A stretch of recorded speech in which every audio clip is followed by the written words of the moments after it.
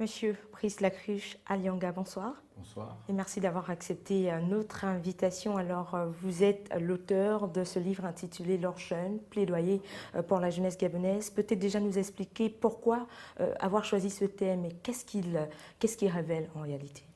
En appelant cet ouvrage L'or jeune, plaidoyer pour la jeunesse gabonaise, j'ai voulu rappeler que la jeunesse reste une richesse fondamentale.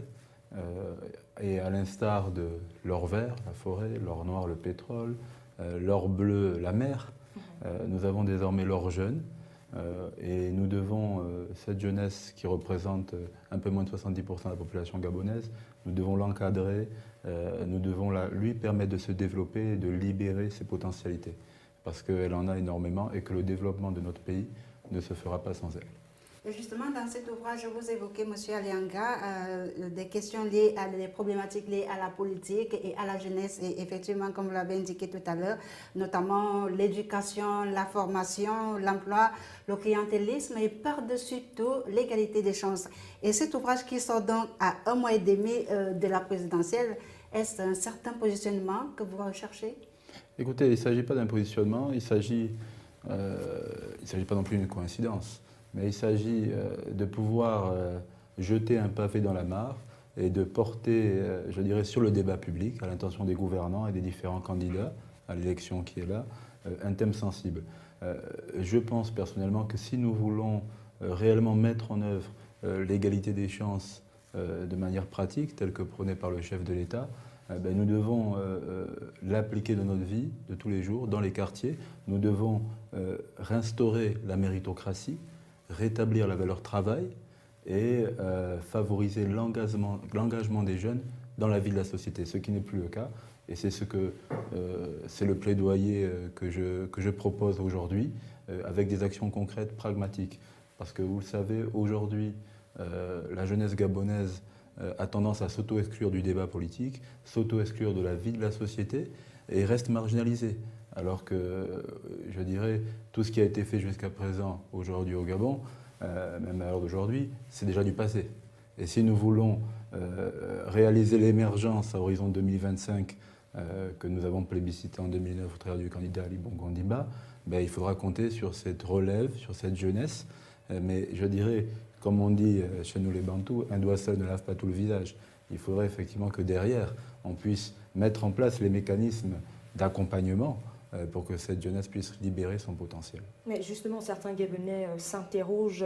On se rappelle que le président Ali Bongo Ondimba a lancé le programme pour l'égalité des chances en février dernier.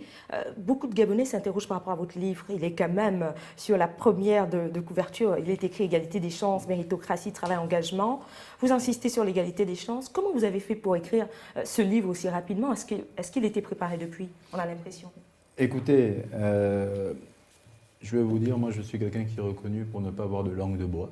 Alors vous ne l'avez peut-être pas dit en introduction, je suis le membre fondateur et le dirigeant d'une plateforme associative qui réunit plus de 20 000 adhérents. La GEV? De la GEV, dont les plus jeunes. Et je suis assez légitime pour parler des questions d'engagement et de problématiques de la jeunesse parce que c'est des problématiques que je rencontre tous les jours dans mon travail quotidien auprès des jeunes, puisque je visite à peu près 2 quartiers par jour pour toucher du doigt les problématiques des jeunes, discuter avec eux. Et c'est un engagement que j'ai pris il y a quand même plusieurs années de cela. Et de mon parcours personnel, puisque également j'ai eu ces problématiques de privilèges, de problèmes de privilèges, de réseau, pour parler comme au quartier, de mon parcours professionnel, mon parcours personnel, je l'ai enrichi de l'ensemble des débats, des discussions que j'ai fait lors de ces rencontres. Et il m'a semblé utile de le poser sur papier, parce que comme vous le savez, les paroles s'envolent, mais les écrits restent. Et bien sûr, le timing choisi, pour moi, m'a semblé plus que pertinent, parce qu'il fallait effectivement pouvoir dire aux dirigeants, pouvoir dire aux candidats, et notamment le président Ali Bongo, que cette égalité des chances est pour nous, jeunes du Gabon, la première de nos préoccupations.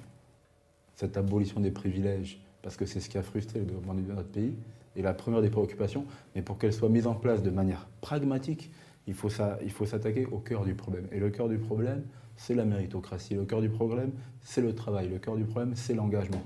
Et c'est tout le sens À l'heure où certains parlent de DTE, j'entends, ben nous parlons de la MTE, méritocratie, travail, engagement. C'est ce qui résume l'égalité des chances pragmatiques que nous voulons instaurer au Gabon.